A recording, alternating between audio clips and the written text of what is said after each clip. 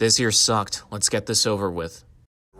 I used to have hoop dreams until I found out there were other ways to school. I do not have the will in me to talk about Sneaks and Smurfs individually. They are definitely the worst of the year for a reason, if only because of how little there is to talk about since they are so nothing. I will say I like Sneaks ever so slightly less, just because in comparison to how insanely disjointed Smurfs' plot gets, it still retains the slightest bit of intrigue. Sneaks is just a very boring version of Toy Story, specifically 2, full of atrocious shoe puns. But then again, at least it doesn't have James Corden or a boatload of hashtag relatable humor. So it's really just a matter of which one annoys you more. But honestly, these are pretty unenthusiastic worst of the years. Unlike past years, these didn't personally insult me with how bad they were. In fact, they both were honestly a little bit better than I expected them to be, which just adds more wood to the disappointment fire. Which is why I'm gonna very quickly talk about my actual worst experience with a piece of media released this year. When in reality, it's probably not that bad, it's actually decent for what it is. It's what it represents that personally insulted me on a level no other animated thing released this year has. What in the absolute hell was that Kaguya-sama Love is War special? Now, to the anime-onlys, you might be shocked that I hate this so much, and yes, I did catch up to the anime this year, and it's one of my new favorites. And what I'm about to say will probably lead you to believe it's worse than it is, which is just not true. So just giving you some time to go watch the special for yourself and form your own opinion before I explain to you why I was personally offended by it. Now that we have covered the first half of the manga, all of a sudden, Akasaka and A1 Pictures decided to put out a pseudo-series finale containing a bunch of random chapters with an announcement of a final movie that will be anime original, skipping the entire back half of the manga that contains important character stories concerning Hayasaka, Ishigami, and the titular definitive adaptation of the Tale of the Bamboo Cutter. And watching this special was the slow burn realization that we are never gonna see that part be adapted, which genuinely killed me. I don't know why this was the case, either some studio mandates or Akasaka losing confidence in his skills after his recent blunders with Otokonoko, which if that is the case, I think that is an utterly foolish decision on his part. The idea that a series as popular as this is also not safe from the premature ending hell genuinely hurt so much that it sent me into a depressive episode for 3 days straight. I have not felt this way in forever, probably since Wonder Egg Priority aired in 21. I'm sure the final movie will be fine, but personally I cannot complain enough about the shows I love suddenly being axed way too soon. If I can prove that I never touched my balls, will you promise not to tell another soul what you saw? Fixed is what every Has-Been Hotel hater says that Has-Been Hotel is. Crass, gross, needlessly overly sexual, greatly offensive, swears all the goddamn time.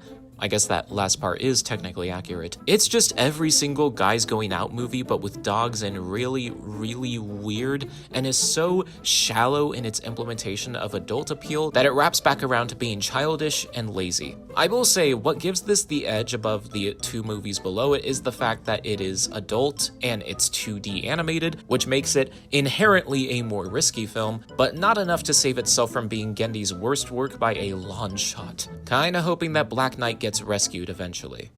Want food, but got no money. I'm screwed, or so it would seem. That's why I came up with this brilliant scheme. Just steal everything. On a narrative and tone level, The Twits is very similar to movies like Matilda and Willy Wonka, which makes a certain amount of sense as it's based on a Roald Dahl book, but if he were alive today, he would probably be really disappointed with this adaptation, because it's those movies stripped of all the sauce and loaded with typical modern kid humor with these muggle-wump characters and these cliche kid characters. I will say the Twits themselves are entertaining to follow, even if I hear they are watered-down versions. However, this movie's biggest crime is, by around the 30-minute mark, it feels like it reaches an end, but it just keeps going, and it does that for at least 6 more times. It's not really painful, but it is extremely boring. Reciprocity is always my philosophy. I get back what I give. So there is a lot to talk about when it comes to David that I already spitballed in my Letterboxd review. I will say I was surprised that this went beyond just David versus Goliath and actually tried to capture his strained relationship with King Saul. But the way it adapted this story pissed me off so thoroughly that I lost any interest in checking out the other two religious films released this year. Because while I see a weirdly large amount of people say this is a good adaptation, I disagree strongly for a multitude of reasons. For some reason, a lot of adaptations like this one make every effort to purify David, even though he was not a perfect person even before his messed up adulthood. This does the kiddie Christian movie thing where we have to mention God every 2 minutes, which doesn't get annoying at all. This being a musical with bad songs removes a lot of the weight from certain scenes, even the ones that are admirably tense. But the biggest sin that insulted me personally was how Saul's family is basically shafted. I mean, seriously, why even make this movie if you're not gonna adapt the most important part, which is the ride or die relationship between David and Jonathan? And Mikal isn't even in this movie. In another life, I probably would take the time to reassure people unfamiliar with the text that this movie isn't what they think it is, but given, everything, I just do not have the energy to do any of that. Baby, I'm praying on you tonight, hunt you down, eat you alive, just like animals, animals like animals. Donen Sankanchil looks like a kid's film, but very much isn't. A story about a clever mouse deer on a revenge quest for his mom, evading dangers left and right before it basically endgames its final act, all through overly bloody and gory fight scenes. But it also has a huge tone issue. You'll get these ultra graphic and dramatic scenes with blood on the walls, and then all of a sudden, here's a children's musical number about hopping across a river, or an annoying side character you'd see in an Illumination film. There's this push and pull between these two vastly different tones that can leave the viewer disoriented, which probably would have been more bearable if the story and the characters were interesting, and they really aren't. They are mostly bland and forgettable. It's an admirable attempt at mature animation, certainly more than fixed, but it is very clumsily executed. Not a little bird who needs your help to fly. Nope. I'm the bad guy. While definitely better than last year's Sandy Cheeks movie, I do not have it in me to care about the two SpongeBob movies released this year. Plankton has a nice emotional core to it, whereas Search for SquarePants has a slightly cleaner narrative. But the latter does just feel like one long modern episode, and the former is kind of all over the place, and SpongeBob doesn't even have a reason to be in it, as usual. And why did we ever drop the Sponge on the Run style? It would have made these movies slightly better, but as they are mediocre at best.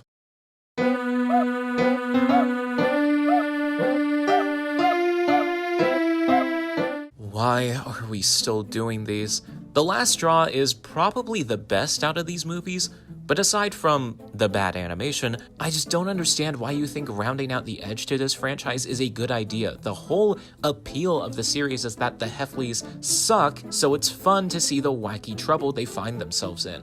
When you make them mildly palatable, you also make them extremely boring. And I'm still mad about what you did to Cabin Fever. Where did I go wrong? I lost a friend somewhere along in the bitterness. I didn't expect anything from Fureru, as I was unaware it was done by the same writer-director duo behind Anthem of the Heart and Her Blue Sky, Mari OKADA and Tatsuyuki Nagai. But I guessed that much by the animation and writing style. But this movie left me deeply frustrated. Now, there are things I like about it, and certainly some objective quality that puts it above the others. It is a nice looking film and has a decent emotional core about miscommunication and friendship. A story about three boys who can read each other's minds with the powers of a hedgehog named Fureru. Except for a large chunk of the movie that doesn't even feel like what the story should be about. Early on, we're introduced to two girls who move in because they need to escape a stalker, and that lingering threat while the boys don't take it seriously at all,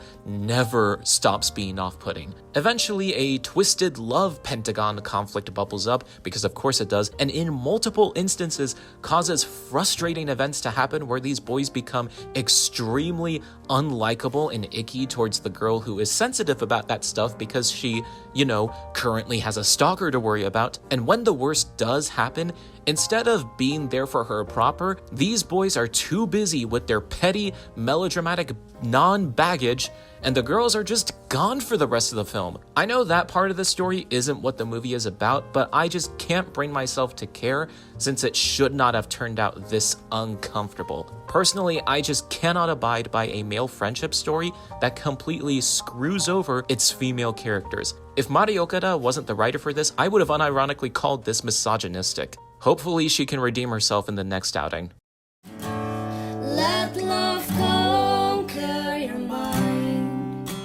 Warrior, warrior, just reach out for the light. This year's The Rosa for Sigh is a modern adaptation of a manga of the same name that actually already had an animated series in the 80s with 40 episodes, which kinda says everything because why? Why would you adapt a 15+ hour story into a mere 2 hours? Why would you open with Marie Antoinette as the protagonist when the actual protagonist is so obviously Oscar Francois, the woman raised as a knight and the most interesting character to follow? Why would you put in terrible J-pop musical numbers in a story about the French Revolution? Admittedly, the genuinely great final act keeps this from being a, 2 out of 10? But I don't understand why you wouldn't just do what Anne Shirley did and reboot the series entirely. There's a ton of people that would appreciate a modern reanimation of the series. But I guess this is my sign to check out the original show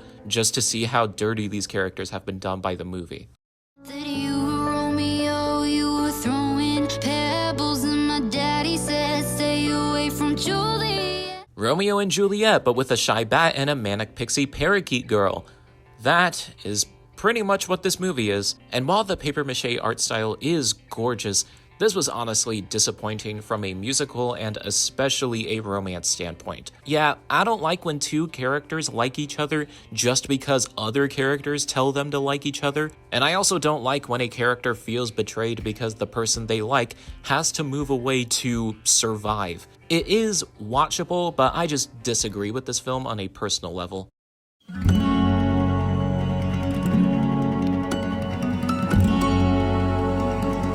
Out of the two French-produced movies I've seen that take place in Mexico, Hola Frida is obviously better, but then again that is the lowest bar to clear. A movie about Frida Kahlo's childhood, which is interesting but also really weird as it's not actually about what this famous painter is known for, being a famous painter, which she only was in her adulthood. It is decently animated and a cute movie regardless, but it is pretty disposable. Sweet dreams are made of this. Who am I to disagree? In Your Dreams is strange because it has a lot of really unique and compelling ideas going for it that through its execution results in a resounding bleh, which is well embodied by the animation, which has decent fluidity and creative visuals, but doesn't do anything substantial to make it visually memorable. And that sentiment applies to every other aspect of the film, especially in its story, which could have been more interesting if this movie was made by, say, Studio Colorido. As is, it is probably the single most average movie released this year. Am I watching entertainment? I'm so bored. So bored.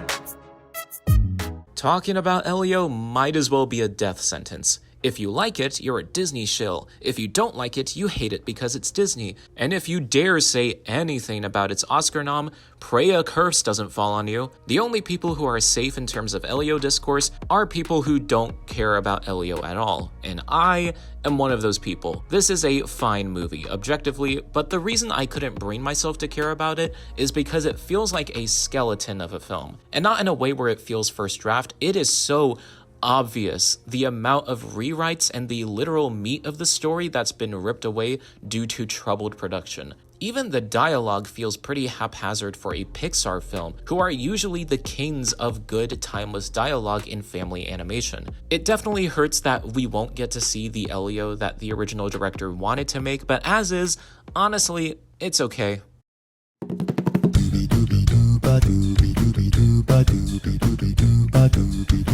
Better animated and with a better score than Captain Underpants, but Dogman kind of has a disadvantage of adapting 5 books, whereas Captain U just did 1.5 of them. While the disjointed narrative is probably on purpose for the sake of this movie's wacky, zany nature, it also means it's so fast that it's really hard to keep up, coupled with honestly some really bad editing. Petey and Lil Pete as characters are pretty cute though, and the whole movie is some watchable enough fun. And it goes la-di-da-di-da-di-da-di-da-di-da-o.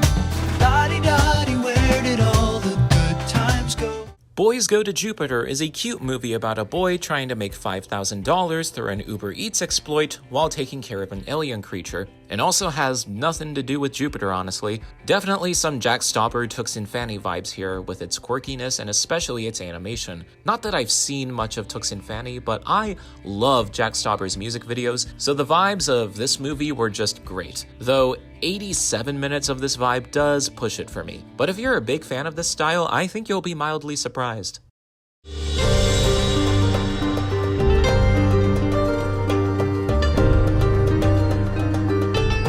Nobody is an interesting take on the Journey to the West story, where instead of following Sun Wukong and the 3 others I keep forgetting the names of, we follow a pig, a frog, a weasel, and an ape posing as them to try and nab a chance at immortality, all with the wacky and action-packed hijinks they get into. It's a really fun movie with entertaining banter between the characters, and the action is off-the-wall phenomenal. I do think this story is a bit too episodic, as there are moments and conflicts that feel like they could be cut out to shorten the runtime, or even to allow us to spend more time with these characters, as while they are entertaining, they're not necessarily deep in any way, though that final battle goes pretty hard.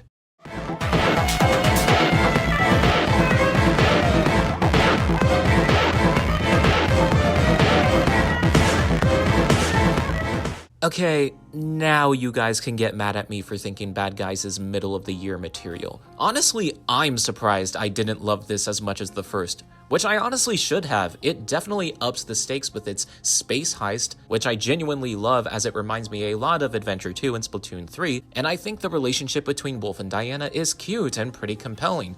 Definitely the better of DreamWorks' semi-romances. To be fair, it is unfortunate that the other bad guys get less time to shine here, but I also think where the first movie moves along at a brisk pace to keep you engaged, this second film constantly felt like it was getting slower and slower and grinding to a screeching halt. And that's due to the dialogue being really slow. Recently, I talked about Milky Subway and how I loved that show so much because of its ultra-fast dialogue where characters stutter and talk over each other. This is the exact opposite. A character says one line, a few seconds pass, character says another line, a few seconds pass, wash, rinse, repeat, and that happens throughout the entire film, and it gets exhausting. And as a result, I feel like this lacks a lot of the high energy that the first film had. It is still a good movie, just with a boatload of asterisks, which can kinda be said about a lot of other movies this year.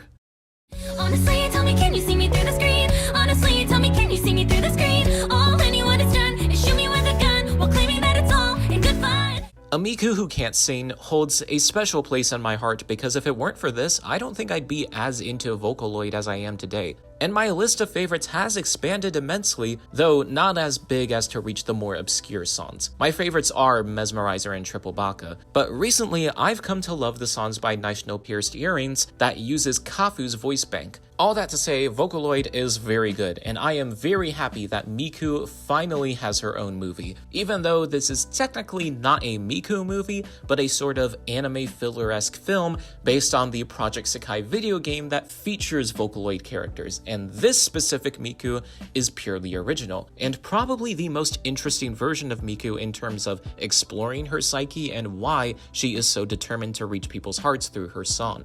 I still question why center this around Miku when it still includes all 20 of the other Project Sekai characters, and not really explore why fans loved those characters in the first place. Realistically, only one of the quartets would have worked fine. But then again, it does allow for those fantastic performances that are some of the best musical scenes of the year.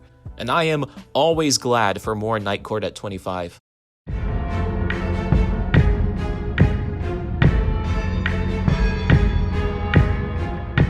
I have not seen a single thing from the Predator franchise. I just know that people really like it, apart from how terrible the 2018 movie apparently was. But I did like Killer of Killers. The animation and action are great, though its short stories are a little inconsistent in how they handle the yautja and how they just burst into the story randomly, though that could just be a staple of the franchise I don't know anything about. I do love the samurai story, and the way all these stories clash at the end and set up for future installments is genuinely great, though it does feel MCU-ified, and cinematic universes have not been very successful lately.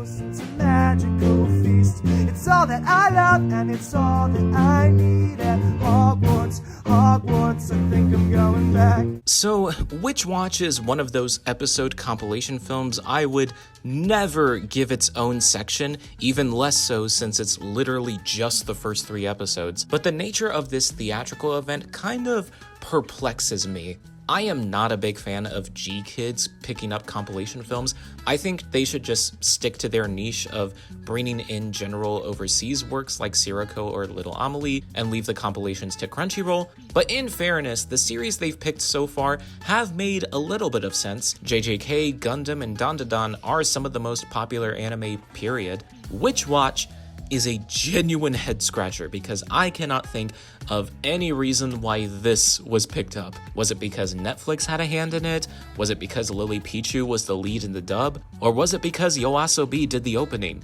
Don't get me wrong, the first 3 episodes are cute, and the rest of the series has some pretty great hijinks. I just don't understand why this was released in theaters. Oh yeah, I'm letting my bi flag fly. Not gonna hide it, not gonna lie. Last year, I very briefly discussed Senpai is an Otokonoko, a romance series following the love triangle of a bi girl, a gay boy, and a cross-dressing guy. And while it wasn't a personal favorite, it was very cute and had a lot to say about LGBT acceptance. But it did feel a little unfinished, so a final movie was definitely appreciated, which pretty much wrapped up the love triangle BS and is now solely focused on Makoto's feelings for Saki, as well as Saki confronting her people-pleasing tendencies and finding her own voice in her awkward family situation. It's certainly a sweet movie that will resonate with some, just not one that moved me in any substantial way.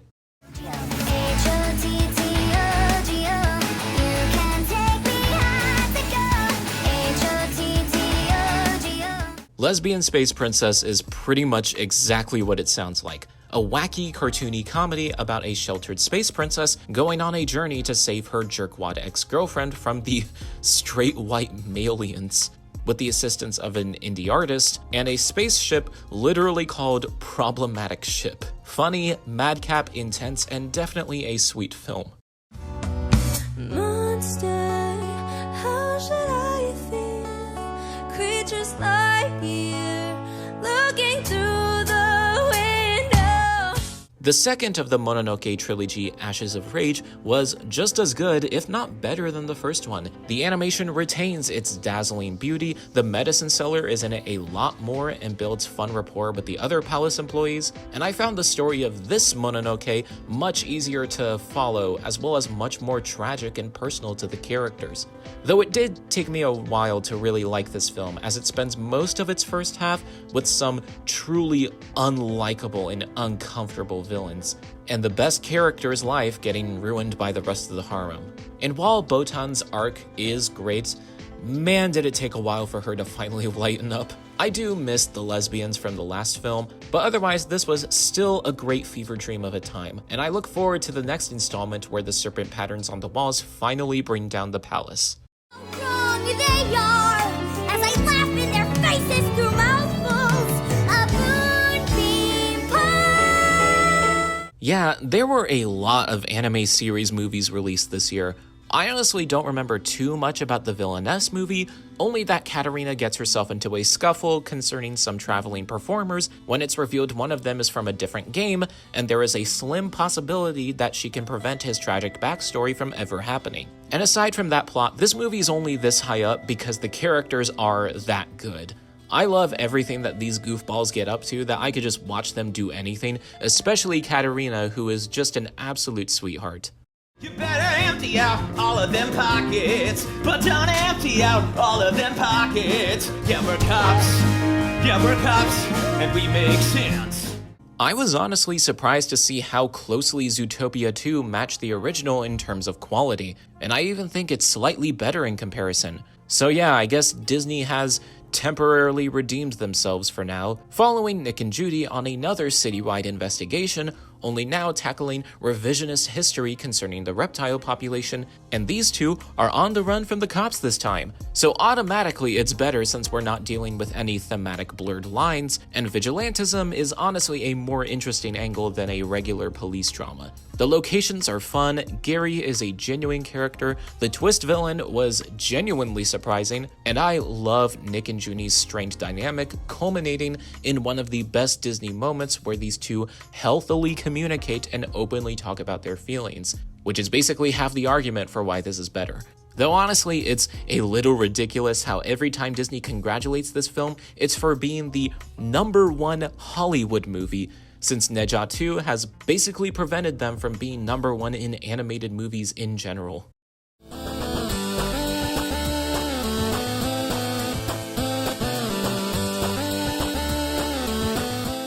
Even if its box office return was only barely above its actual budget, I am happy that The Day the Earth Blew Up managed to find its place in theaters, paving the way for Coyote vs. Acme to be rescued, which is getting released later this year, just a reminder. And The Day the Earth Blew Up is just a ball of simple cartoony fun, following Daffy Duck and Porky Pig as they deal with bubblegum zombies and an asteroid. It's funny, it's wild, and it's a nice reminder that American 2D animation in theaters is still alive, somewhat.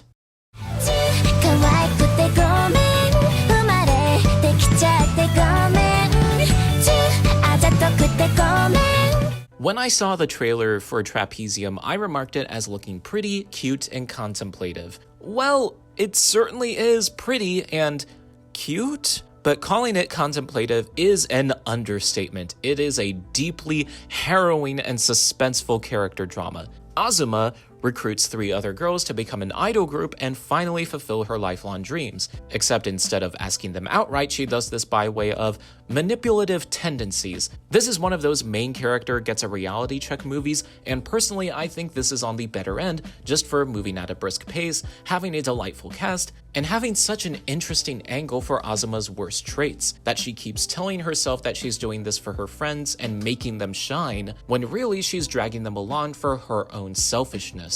I still think the actual apology should have been a bit more visceral, but other than that, the last 30 minutes are genuinely a master of filmmaking, and it reassures that there is good to be found even in the worst parts of yourself, and it's never too late to get up and do it right. But another idol anime that buys into the idea that idols shouldn't date, at this point I'm not surprised, which just speaks to how sad it is. I'm always running.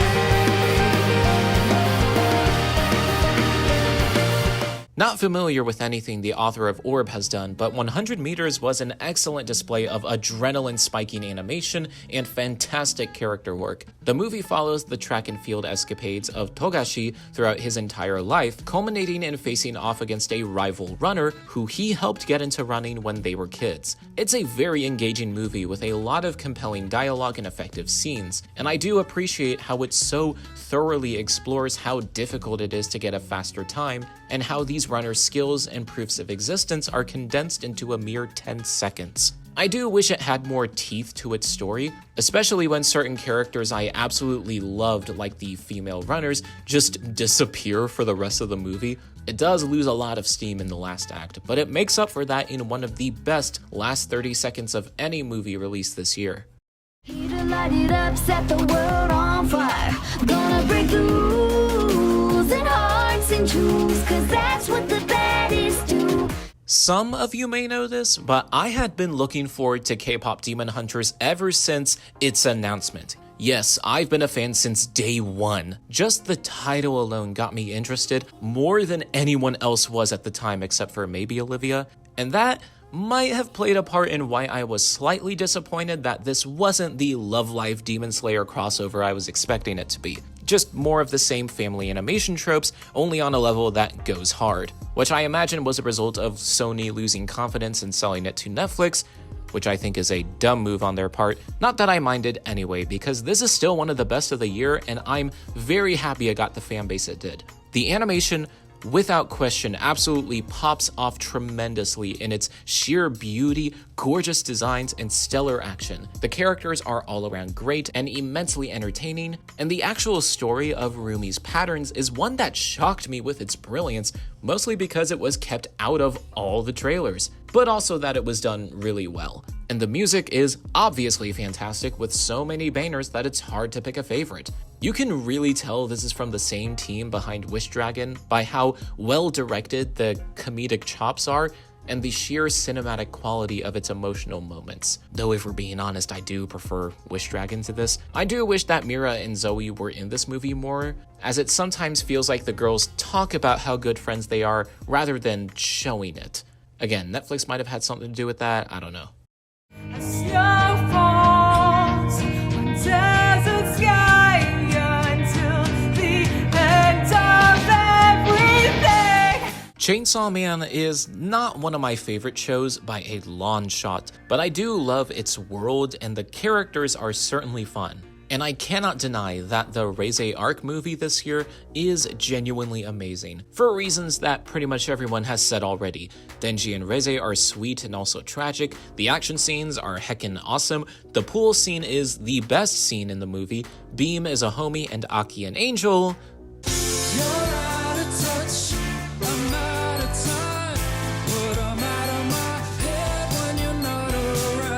It only falls a bit short for reasons that the series isn't one of my faves. Just that I love these characters so much that I wish we had more of them, not about their ultimate fates, but more about having them in more grounded moments before they play a part in the overarching story, which is part of why the first half of this movie is so damn good. It's just Denji and Reze hanging out and having fun. Though honestly, in terms of character and story, I'm more of a fan of the Academy saga, where we do have more of these grounded scenes. Otherwise, Reze Arc is certainly excellent, even if I think fans should stop caring about an award show that has not mattered in years. But even then, it's not my favorite series movie of the year. You get a knife in the back, nobody's righteous, nobody's proud, nobody's innocent, now that the chips are down. Finally, Chapter 4. Princess Principal is like my second favorite show of all time. But while I like the Crown Handler movies more than most fans, cowards, it's not like they've been able to crack my top 5 of each year. Chapter 4, however, might have actually gotten there, but only marginally, as I significantly prefer Princess Principal over Chainsaw Man. This movie picks up immediately where Chapter 3 left off, where our girls have now been compromised as double agents. Well, I guess 2 of them are technically triple agents. And while it doesn't have as much action as the second entry, to be fair, I don't think any of these movies so far have the action sauce of the series. Whereas chapters 1 and 3 definitely had intriguing psychological depth, Chapter 4 heavily ups the ante on its themes of the cycle of bloodshed and how do you ethically tear down societal walls, even calling out its core characters on some of their flaws and especially their hypocrisies.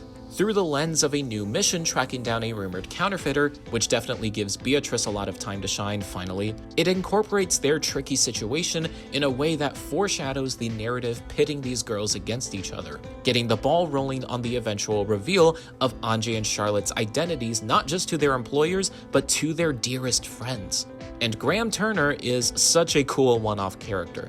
I am very excited for the final 2 films that'll presumably end the series. My one hope is that Mary gets a good ending out of all this. Her fate in this movie is just really sad, and I want this girl to be happy. Can you see all of me? Walk into my mystery, step inside and hold on for dear life. Neja 2 practically blew all of the other competition away by being the highest grossing movie of the year, and by proxy becoming the highest grossing animated film of all time, which is both a massive accomplishment and yet rubs a bit of salt in the wound of A24 somehow forgetting to submit this to any award shows. So it didn't even have the honor of being snubbed. It was just never there in the first place, which is a massive shame. I love the original Neja more than most, but this sequel is a significant improvement in every way possible. The action is more tightly choreographed and engaging, the story is more gripping, the comedy is honestly a lot stronger here and provides as much levity as the first film did, and the character drama of Neja wanting to prove himself and finally becoming the hero he's always wanted to be is genuinely compelling. It's all on such a massively epic scale that even if there were some pacing issues and general clunkiness in the script, it wholly deserves its big box office title. Still waiting on that Monkey King tie-in to this cinematic universe. Life and death and love and birth and peace and war on the planet Earth. Is there anything that's worth more than peace and love on the planet Earth? If K-pop Demon Hunters was the most popular movie of the year, and if Neja 2 was the biggest box office hit of the year, then Little Amelie, or the character of Rain, is the critical darling of 2025 animated movies. It holds the same stunning, simplistic beauty as Long Way North and Calamity, which actually fits this movie more than those, depicting the perspective of a toddler navigating this confusing world we call life with the help of her caretaker. I really appreciate how this film puts you in the perspective of Amelie as if you, the viewer, are also discovering the pleasures and disparities of life alongside her, from white chocolate to the nature of death. It certainly had all of the chops to make it a lot of people's favorite of the year. So why isn't it my favorite of the year? Truth be told, while I understand why this particular narrative needed a limited perspective, and I know that the movie's short runtime perfectly sells the brevity of childhood the story has going for it, I was really interested in some of the other side characters and their perspectives and potential dynamics with Amelie that I honestly wish this movie was longer. Like a lot of movies this year, I just feel like this could have been expanded on and fleshed out a bit more, but otherwise Little Amelie deserves all of the awards and acclaim it's getting.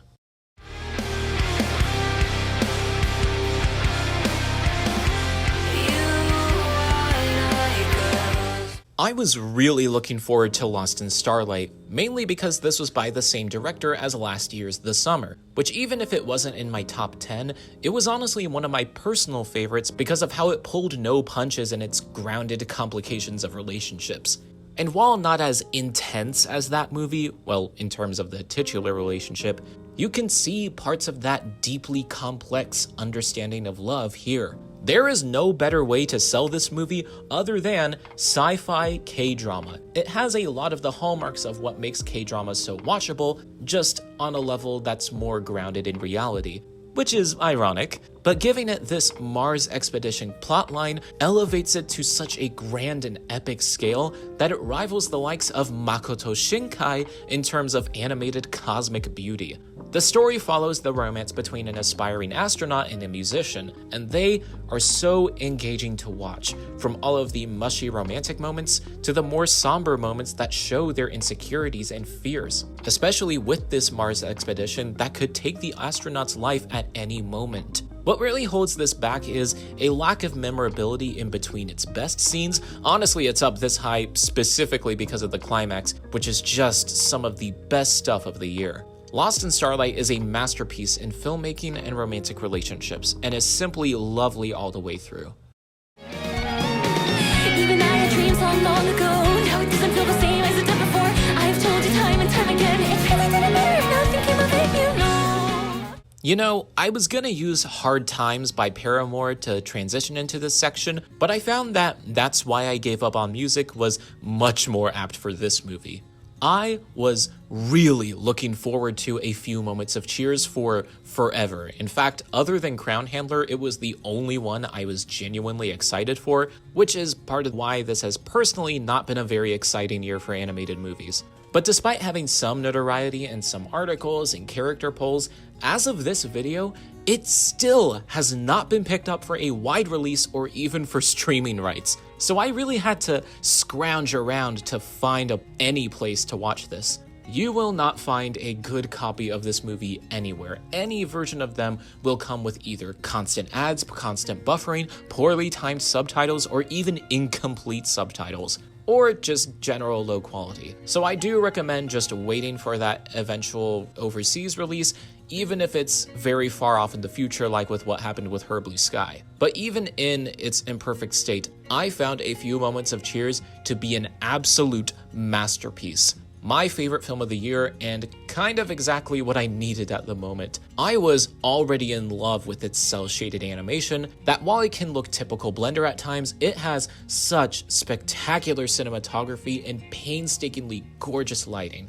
The story is another tale of creating art and why we create art that anime movies seem to be obsessed with now, and while it's not an absolute emotional powerhouse like Look Back, or a wonderfully comedic and optimistic take like Pampa the Cinephile, it is very much its own unique entity by touching on the different generational perspectives of creating art in the duo of Kanata and Orie. Kanata is a student who loves making music videos for people and definitely embodies the naive and youthful side of artists, where young people are more optimistic about making it in the industry with their many ideas, while Orie has a much more experienced perspective with a very jaded outlook on the creative industry that led her to give up and settle for a more secure source of income. And the way these two interact and the conversations they have are so incredibly interesting, especially through their brief partnership over creating a music video. And I do love how this highlights just how important it is to respect the artist's intent if you're making a music video or any kind of adaptation of their work, as it can be a gigantic stain if they seek to give one impression and your interpretation gives the exact opposite. Even if it's in a positive light, you have to understand when someone just wants to feel their feelings. And all of this packed in just 68 minutes is ultra impressive, as well as just having incredible music. I do think it would have been interesting to explore the financial reasons of why it's so hard for up-and-coming artists to make it in the industry today, but that is the definition of being nitpicky. But I will settle for the two side characters, again, feeling like they could have been fleshed out more. There is oddly a lot to talk about and geek over in terms of its technicals and themes, which is all the more reason why this should get over here as fast as possible, and I am already planning on making a separate video reviewing this movie. And yet, for as many good films there were released this year, unlike other years, there weren't that many that really stood out or spoke to me personally. And as much as I love Cheers, it's honestly a little depressing that my favorite of the year happens to be the one that is not readily available for anyone to watch. So that's why I'm gonna blatantly cheat and bring up something that you can check out much more easily. Because if I want to talk about my favorite experience with any piece of media in 2025, that technically didn't come out this year, it was released in the years prior, but is just so masterful and means so much to me that it instantly became one of my favorite pieces of media ever, probably second to Liz, I cannot recommend enough that you need to play Slay the Princess, a visual novel that is part psychological horror, part dating sim, with a simple premise that a narrator is telling you to slay a princess that will end the world if kept alive. If you follow his orders verbatim, it's basically over in 10 minutes, but if at any point you question him or even outright do something different, you will experience some of the most mind-bending, visually gorgeous, and spectacularly horrific situations where each and every one of your decisions matters, culminating in, honest to God, the greatest love story of all time, which I'll talk about more in my upcoming Valentine's video with Wally and the Summer You Were There. There's not much else I can say without spoiling the cosmic mystery of the game. I just need as many people as possible to play it and go in it as blind as you can. Anyway, 2025 was a weird year for feature animation. Fortunately, 2026 is looking okay in terms of films, barring a few looking films. I will be making a video on Cosmic Princess Kaguya, so in the meantime, go watch it on Netflix. It's an utterly fantastic film that honestly gets better the more I think about it. As said, Coyote vs. Acme is getting released this year. Hoppers from the people behind We Bare Bears looks cute. There's a new Shaun the Sheep movie. Wildwood is finally gonna come out this year. I missed Arco, Scarlet, and Legend of Hay 2, but I'll definitely squeeze them into this year. I'm keeping an eye out for any updates on In Waves, and the Zombieland Saga movie should get onto streaming soon, please. But the biggest news that I am most excited for, guys, The Lovers is coming out on YouTube this summer. This means so much to me, even if it's technically a short film, but I will find a way to sneak it into my 2026 list if it ends up being at least 30 minutes. Also, just repeating again, watch You and I Are Polar Opposites. So tell me, what were your favorite films of the year? Make sure to like, comment, subscribe, and hit the notification bell. Thank you for watching, and catch you next time.